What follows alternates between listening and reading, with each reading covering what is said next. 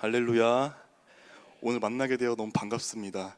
우리 앞뒤 좌우 보시면서 인사했으면 좋겠습니다. 사랑하고 축복합니다. 사랑하고 축복합니다. 사랑하고 축복합니다. 네, 오늘 저는 그 나홈서 말씀을 준비하면서 도피성이 떠올랐습니다. 도피성이 혹시 뭔지 아십니까? 이스라엘 백성들 중에서 내가 우발적으로 혹시 우연적으로 큰 범죄나 더 심하면 살인까지 저질렀을 때 내가 도망갈 수 있는 곳이 바로 도피성입니다. 이러한 사람들을 보면은 내가 살면서 그런 일을 과연 저지를 수 있을까? 내가 막 살인을 하거나 정말 우발적인 범죄를 저질 수 있을까 생각하는데요. 사람은 정말 어떤 일이 우리에게 닥칠지를 우리는 단 10분 뒤에, 우리는 30분 뒤에, 1시간 뒤의 일도 알지 못하는 것이 현실입니다. 그래서 요즘 들어서 가장 유행하는 말이 있다면 정말 안정적인 삶을 꿈꾸는 분들이 굉장히 많음을 알 수 있습니다. 뭐 되게 좋은 아파트를 사서 좀 꽤나 괜찮은 자동차를 사서 내가 안정된 삶을 누리고 싶다, 이 말이죠. 근데 그 말은 충분히 이해가 갑니다. 그런데 사실은 엄격히 따지면은 안정된 삶이란 우리 인생에서의 사실 존재하지가 않습니다. 왜냐하면 우리는 당장 내일 어떤 일이 발생할지, 우리가 당장 내일 내가 하나님 곁으로 갈지 아무도 모르기 때문이죠. 그러면 우리의 그 불안정함과 그 어떤 위기가 발생할지 모르는 그 인생 속에서 오늘 본문 구절 말씀은 무엇을 말해주고 있습니까? 오늘 본문 구절 나홈서 1장 7절 말씀을 보면 이 말씀은 하나님의 그 선하심과 그 보호하심을 강조하는 구절입니다. 당시 아수르의 그 강력한 그 압제와 그 어려움 속에서 하나님께 피하는 자들에게는 산성이 되어주시는 그 보호하신다는 그 말씀을 우리가 알 수가 있는 것이죠. 특히 그 어려움과 고통 속에서 주님께 피하는 자들을 하나님께서 친히 아시고 보호하신다는 그 확신을 주는 구절임을 우리가 알 수 있습니다. 오늘 보는 나홈서는 사실 요나서와 좀 밀접한 관련이 있습니다. 모두 아수르의 그 수도인 니느웨를 중심으로 배경으로 하고 있죠. 공교롭게도 요나서 3장과 나홈서 3장의 그 말씀이 대조되는 구절로 지니게 됨을 우리가 알 수 있습니다. 어떻습니까?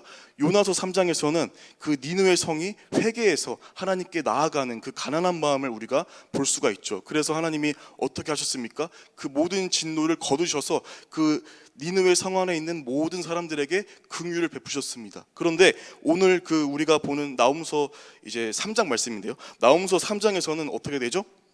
니느웨가 다시 처음으로 돌아가서 타락해 버렸습니다. 그래서 그 하나님께서 니느웨 성을 멸절하신 것을 우리가 볼 수가 있습니다.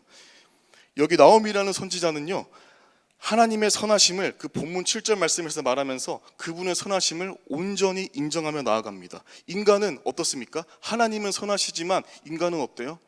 인간은 선한 존재가 될 수 있습니까? 물론 선한 존재가 잠깐 될 수 있겠지만 우리는 평생토록 끝까지 선한 존재가 결코 될 수가 없습니다. 반대로 하나님은 정말 영원토록, 지금부터 앞으로도 영원토록 계속 선하실 거라는 얘기죠. 반대로 또 하나님의 그 진노와 권능을 중심으로 하나님의 심판을 관해서 이 나홈 선지자가 경고하기도 하는데요. 나홈서 1장 2절 말씀을 한번 보도록 하겠습니다. 한번 다 같이 한번 읽어보겠습니다. 시작. 여호와는 질투하시며 보복하시는 하나님이시라. 여호와는 보복하시며 진노하시되 자기를 대적하는 자에게 진노를 품으시며. 이렇게 말씀을 들으면 정말 우리가 보는 하나님 너무나 무섭게 느껴지기 마련입니다. 하나님은 선하시다고 말했는데 어쩔 때는 여호와는 보복하시며 자기를 대적하는 자에게 진노를 품는다고 말하는 것입니다. 그러나 오늘 본 말씀을 다시 보면 나홈 선지자는 정말 사랑과 그 자비로 그 하나님의 그 선하심을 언급하고 있죠. 1장 7절 말씀을 다시 보면 환난 날에 피난처가 되시고 자기에게 피하는 자들을 아신다고 말하는 것입니다. 우리가 안다라고 하면은 그 야다라는 히브리어를 알 수 있죠. 우리가 단순히 이거는 지식적인 알을 넘어서 정말 깊은 인격적 관계를 뜻합니다. 그런데 우리가 말씀하시는 것들, 하나님의 그 선하시다는 것, 사실 이 말은 굉장한 의미를 가지고 있죠. 우리가 선하다는 것, 우리가 단지 이 사람은 선한 사람이야 할 때 어떤 기준으로 판단해서 우리가 이 사람을 선하다고 판단하죠?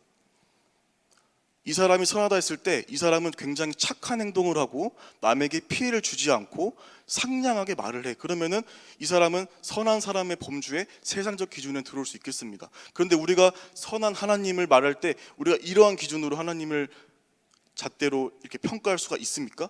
하나님의 선하심이 무엇입니까? 하나님의 선하심은 우리가 인간적으로 말하는 선하심이랑은 차원이 다른 것입니다.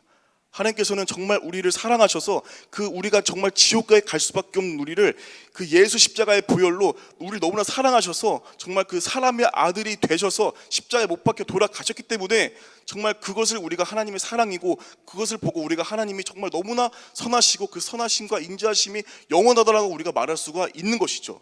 그렇기 때문에 그 선하심은 인간이 말하는 그 선함과는 본질적으로 다른 것임을 우리가 알아야 되는 것입니다. 자, 시편 121편에 봐도 알 수 있듯이 정말 스스로 졸지도 아니하신 하나님께서 우리가 얼마나 연약함을 알고 계시는지 우리가 알 수 있다는 말입니다. 본문 말씀에서 우리가 그럼에도 불구하고 하나님의 그 선하심 앞에 그 환난 날에 있어서의 우리가 피할 수 있는 곳은 오로지 그 하나님뿐이라는 걸 우리가 알 수가 있습니다. 우리가 어려울 때, 우리가 정말 우리에게 어려움 닥칠 때 누구에게 의지합니까? 보통은 부모님에게 의지하기도 하고 좀 우리가 가까운 친구에게 의지하기도 하고 그리고 더 나아가서는 가장 많이 하는 것이 이 분야의 경험이 많은 사람에게 찾아가서 자문을 구하는 것이 일상일 것입니다. 그런데 이러한 문제가 사실 틀린 것은 아닙니다. 그런데 이러한 문제가 무엇이냐면 이러한 딜레마를 저도 살면서 겪었지만 정말 결국에는 사람에게만 의지하게 된다는 것입니다. 우리가 말로는 정말 기도하고 우리가 무릎 꿇고 하나님께 나아간다고 하지만은 결국 우리의 모습은 상황과 환경을 바라보고 사람에게만 의지한다는 것을 우리가 결국엔 느낄 수가 있는 것이죠. 하나님께서는 오늘 본문 구절에서도 봤듯이 우리가 당장 어려움이 생기고 도피성에 막 피해야 될 정도로 어려움이 생기면은 우리가 그 하나님께 말씀드리지 않아도 하나님께서는 이미 우리의 상황과 필요를 이미 알고 계십니다. 그런데 우리는 어떻습니까? 전혀 구하지도 않고 나의 하나님은 온데간데 없으며 정말 세상의 것들로 의지하고 그렇게 자문을 구하다가 좌절하고 그렇게 불쌍하게 살아간다는 이야기입니다. 정말 우리가 어려운 일 생길 때나 좋은 일 생길 때나 우리가 누구를 의지해야 됩니까? 당연히 우리가 하나님께만 의지해야 된다는 것입니다. 내 기분과 상황에 따라서 내가 거할 곳을 내 마음대로 정하지 않는 것이 정말 올곧은 신앙입니다. 정말 나의 포지션을 명확히 하라는 것입니다. 내가 어디에 있던 간에 그 장소를 말하는 것이 아니라 나의 마음이 어디에 있는지를 한번 돌아봐야 한다는 것이죠. 내가 정말 힘이 들고 어려울 때 내가 달려갈 곳이 어딘지 목적지를 명확하게 정하라는 것입니다.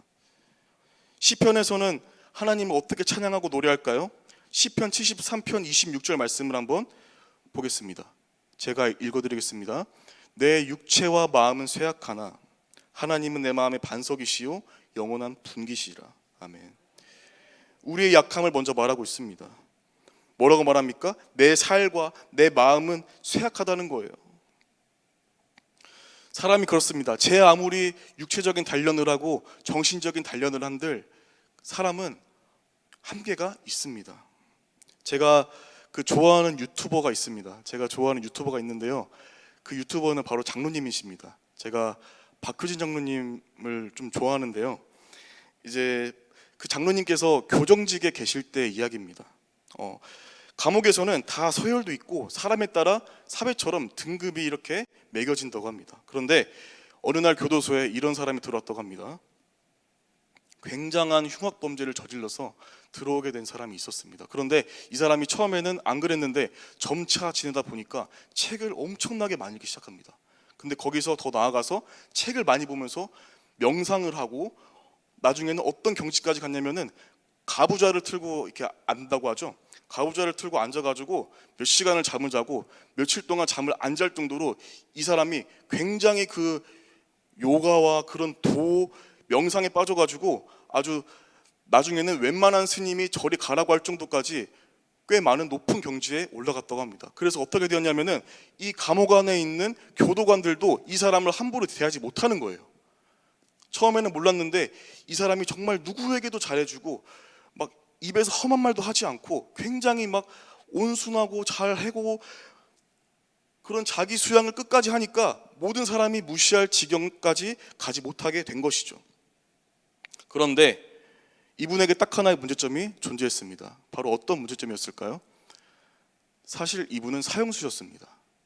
사형수였던 것이죠. 시간이 지나갔습니다. 결국엔 사형 날짜가 다가오게 되었습니다. 그래서 그날 사형 날짜가 되는 그날에 이제 이분이 사형 집행장을 걸어가는데 놀라운 일이 발생했습니다. 사람들은 정말 이 사람은 사형 집행 전날까지도 계속 돌을 닦고 명상을 하면서 자기 수양을 했던 사람이니까 이 사람은 죽을 때도 굉장히 태연하고 의연하게 죽을 거야 라고 사람들을 판단했습니다. 그런데 아니나 다를까 그런 일은 발생하지가 않았습니다. 그분은 어떻게 걸어갔냐면요, 장로님이 말씀하시기를 여기서부터 저기 문까지가 사형 집행장이라고 했을 때 걸어가는 내내 다리를 비틀거리면서 오줌을 바지에 지리면서 갔다고 합니다. 오줌을 바지에 지리면서요. 이 사람이 몇 년간 보여줬던 그 모습과는 너무나 다른 모습이었습니다. 그러면서 다리를 막 떨면서 막 울고 소리를 지르기 시작합니다. 그러면서 저 문을 열고 이제 그 사형 집행장에 딱 앉고 눈을 가리기 시작하는데요, 그 박효진 그 교도관님께서 깜짝 놀라셨습니다. 왜 놀라셨냐면은 이 교도관들은 이 죄수들을 상대하려면은 꽤나 거친 사람이 돼야 됩니다. 욕도 많이 알아야 되고요, 욕도 좀 할 줄 알아야 돼요. 그런데 이 교도관들조차도 살면서 처음 들어보는 욕을 이 사람이 막 눈이 막 가려지자마자 발악을 하면서 야 이 뭐라 하는데, 결국에는 그 사람이 그렇게 발악을 하다가 사형 집행이 딱 되었다는 말입니다. 정말 놀라운 광경을 봤습니다. 그런데 반면에 다른 사람이 이번엔 또 그 교도소 안에 들어왔습니다. 근데 이 사람도 흉악범죄를 저지른 사람이었어요. 그런데 이 박효진 장로님께서 이 영혼을 굉장히 귀하게 여기셔가지고 막 계속 전도를 하고 끊임없이 전도를 한 결과 하나님께 돌아오게 되었다고 합니다. 크리스천이 되었다고 해요. 그래서 이 박효진 장로님과 함께 성경도 읽고 말씀 묵상하고 찬양도 하고, 물론 막 밤을 며칠 동안 막 안 자고 그러지는 않았습니다만 정말 우리가 교회에서 예배 드리고 신앙생활 하듯이 그렇게 지냈다고 합니다. 그런데 이분도 문제점이 하나 있었어요. 무엇이었냐면은 이분도 마찬가지로 사형수였던 것입니다.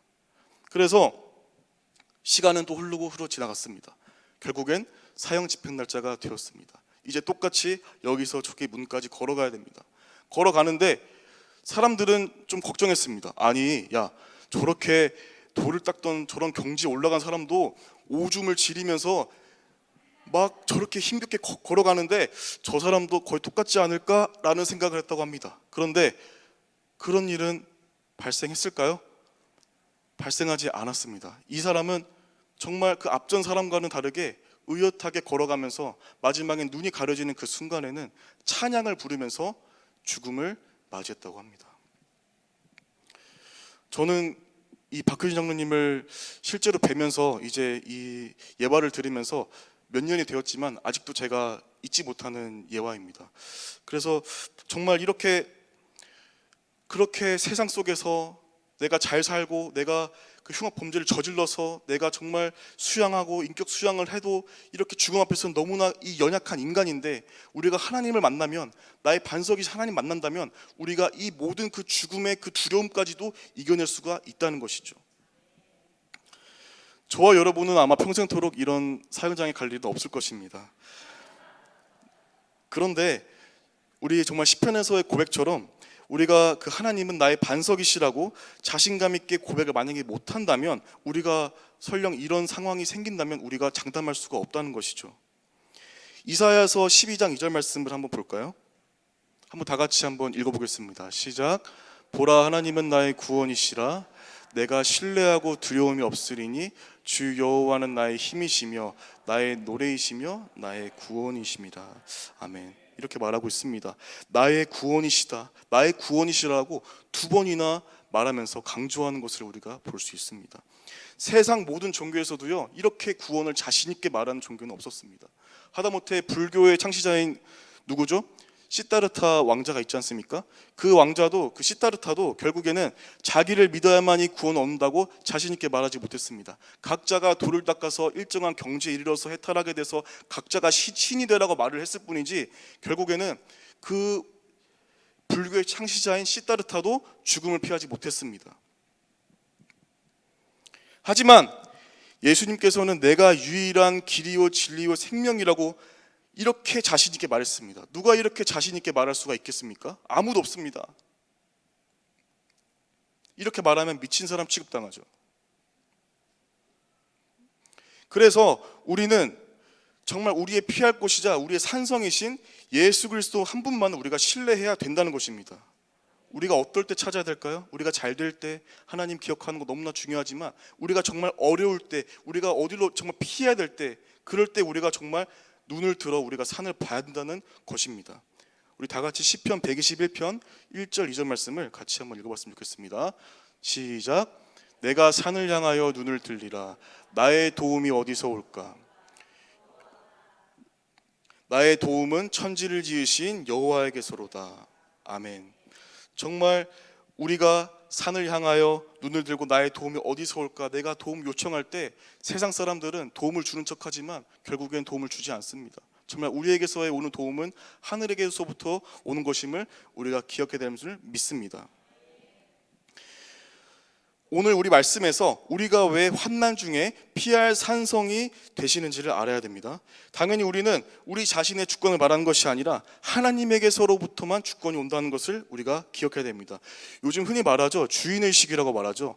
이 말이 나쁜 의미는 아닙니다. 주인의식을 갖는 것은 굉장히 좋은 말입니다. 그런데 이것이 말 그대로 내 주인의식을 가지는 것이 과잉이 된다면 어떻게 될까요? 내 인생의 주체도 나야. 내가 내 인생의 주체자야. 내가 내 인생을 내가 계획하고 살 수 있어. 이런 생각이 들어오게 된다는 것이죠. 결국엔 이러한 교만은 어떻게 됩니까? 굉장히 매우 비참한 말로가 따라오게 되어 있습니다. 대표적으로 철학자 중에 니체라는 철학자가 있죠. 신은 죽었다라고 말한 그 유명한 니체라는 철학자 있지 않습니까? 이 철학자가 마지막에 어떻게 됩니까? 글을 쓰다가 나중에는 정신분열증이 왔습니다. 정신분열이 와서 살아있으나 이미 거의 죽은 목숨이나 다름없는 삶을 살다가 비참한 죽음을 맞이하게 되었습니다. 신이 죽었으면 자기 자신이 신이 되어야 되는데 니체는 그러지 못했죠. 죽음을 피하지 못했단 말입니다. 여러분, 제 아무리 서서 잠을 잔다고 한들, 명상을 12시간을 24시간을 한다고 한들, 그럴듯한 책을 써서 무신론 사상을 책을 전파를 하든 간에 다 그것은 사단이 주는 달콤한 미혹과도 같은 것이죠. 사단은요, 성경에 진리가 있지 않고 너 스스로 진리를 찾으라고 사단은 미혹합니다. 찾을 수 있을 것 같죠? 저도 그렇게 생각했습니다. 그런데 저도 그렇게 살아보니까 그렇게 안 되더라고요. 결국에 그것은 정말 사막의 신기루와도 같았습니다. 세상에 주는 성공은 정말 아무것도 아니었습니다. 하나님께서 가져가시면 그대로 가져가시는 것이더라고요. 우리가 제 아무리 노력한다고 한들 우리는 예수 그리스도의 그 선하심, 우리를 정말 긍휼히 여기셔서 그 우리를 정말 위해서 십자가에 돌아가시지 않으셨다면 우리는 이 예배하는 자리에 나올 수도 없음을 우리가 알아야 되는 것입니다. 우리는 다 죽어서 지옥에 갈 수밖에 없는 절망적인 상황인 것입니다. 내가 최고라는 거예요. 요가하고 명상하는 거 그것도 다 마귀 사단의 버리는 짓에 우리가 노련하고 있는 것입니다. 내가 뭘 좀 잘한다고 요가하는 것도 내가 스스로 참선에 막 이르겠다고 하는 것도 다 내가 교만해서 하는 짓임을 우리가 알아야 되는 것입니다. 그런 사람들이 결국 말미가 어떻습니까? 다니엘서 4장 37절 하반절을 한번 읽어보겠습니다. 그의 일이 다 진실하고 그의 행하심이 의로우심으로 교만하게 행하는 자를 그가 능히 낮추심이라 라고 말하고 있습니다. 교만한 자들을 낮추신다는 거예요. 내 인생에 있어서의 주체자가 내가 된다거나 하나님을 더 이상 찾지 않고 내 마음대로 살려고 하는 사람들은 하나님께서 반드시 낮추신다고 하는 것입니다. 즉 반대로 마음이 가난한 자들은 하나님께서 어떻게 하십니까? 올려주신다는 거예요. 세상 사람들 기준에서는 우리가 바보 같을 수도 있습니다. 금요일에 불금을 즐겨야지 왜 교회 나가서 기도하고 그러고 있어? 바보 같아 라고 할 수 있어요. 그런데 우리가 정말 하나님을 경험했기 때문에 이 자리에 나와 오신 거 아닙니까? 믿습니다. 우리가 정말 하나님을 의지하고 나아간다면은 우리가 그 질 대신 나의 하나님을 확신하고 의지할 수가 있는 것입니다. 시편 27편 1절 말씀입니다. 한번 다 같이 읽어봤으면 좋겠습니다. 시작. 여호와는 나의 빛이요 나의 구원이시니 내가 누구를 두려워하리요. 여호와는 내 생명의 능력이시니 내가 누구를 무서워하리요. 아멘. 내가 누구를 무서워 두려워합니까? 두 번이나 강조하고 있습니다. 단번에 그런 무서움을 종식시킬 말은 바로 여호와이신 나의 빛이요 나의 구원이신 한 분만이신 것입니다. 우리가 그것을 인정하며 나아가길 원합니다. 사실 정말 경험이 중요한 것 같아요. 하나님을 한 번이라도 제대로 만나본 사람이면 내 인생을 내 인생이라고 자신 있게 말할 수 없습니다. 내 인생이 내 인생입니까? 내 인생이 하나님의 인생이지. 그렇게 말할 수가 없다는 것입니다.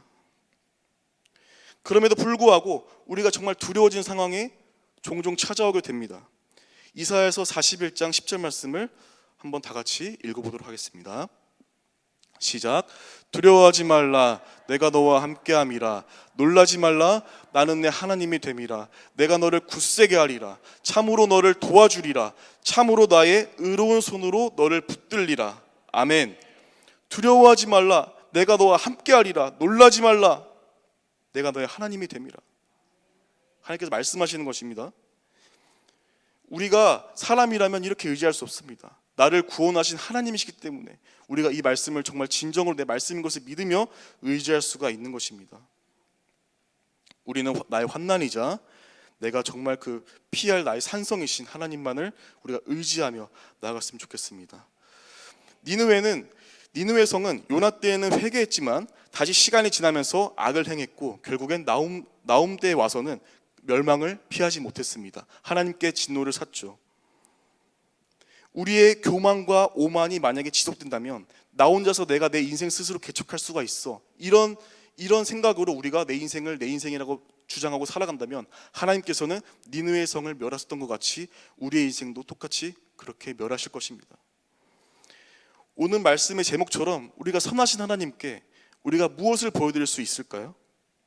그분께 우리는 더욱 감사하며 나아가는 것뿐입니다. 솔직히 상황에 따라서는 기도할 힘도 생기지 않을 때가 있습니다. 마치 그런 어려움 속에서 절망에 빠지게 돼서 나락에 빠지는 그런 기분을 느낄 수도 있습니다. 우리는 우리 감정 하나 제대로 제어하기도 힘든데 정말 영원토록 선하신, 앞으로도 계속 선하실 하나님께서는 우리가 피할 곳을 미리 아시고 준비해 놓으셨다는 것입니다. 우리가 세상의 다른 것들로 의지하고 살아가지 않고 정말 나의 산성이 정말 주님이라고 고백하는 삶이 되시길 주님의 이름으로 축원합니다. 우리 다 같이 나의 믿으신 여호와여 찬양하도록 하겠습니다.